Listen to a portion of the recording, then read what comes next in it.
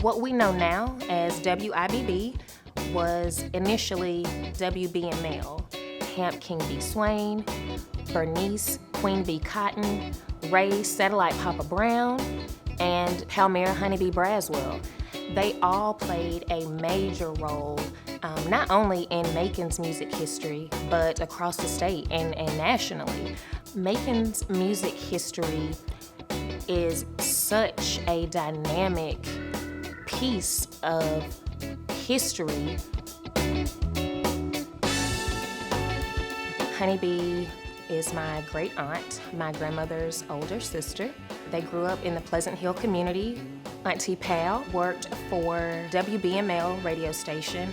She would always begin her show with something positive that she wanted to share with everyone listening to her show.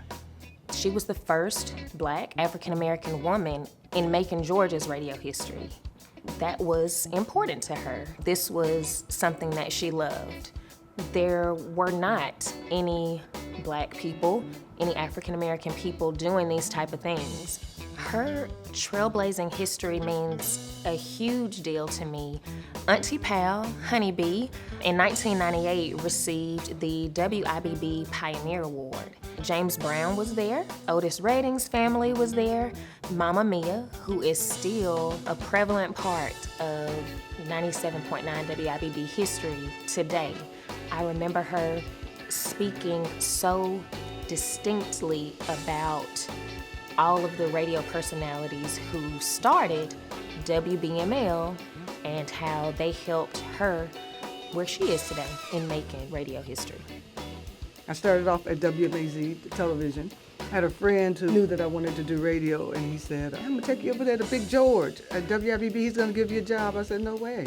I went over there. I love him to death, Big George, rest in peace. He interviewed me, he said, can you come tomorrow?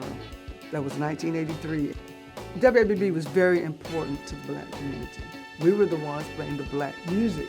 It was very important. That was our voice. The radio was everything because that's where we went for information, for entertainment, for music, for fun, for whatever. When I started in the 80s, WIBB was 1280 AM.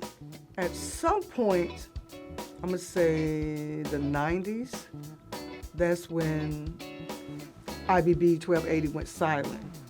When Taylor Broadcasting came in to purchase the station, they petitioned the FCC for the call letters, which would be WIBB, knowing how iconic, historic it was, and that is when we became WIBB 97.9. Making music shaped the world. James Brown, the godfather of soul, in the studio. WIBB 1280, iconic, that's history. Recorded his song, one of his first hits in that studio. You can't get any more iconic than that. So that is important to our history. That is important to the history of WIBB. That is important to me because I had a chance to work on that reel to reel, the same reel that James Brown touched. So it's amazing. Making radio changed my life.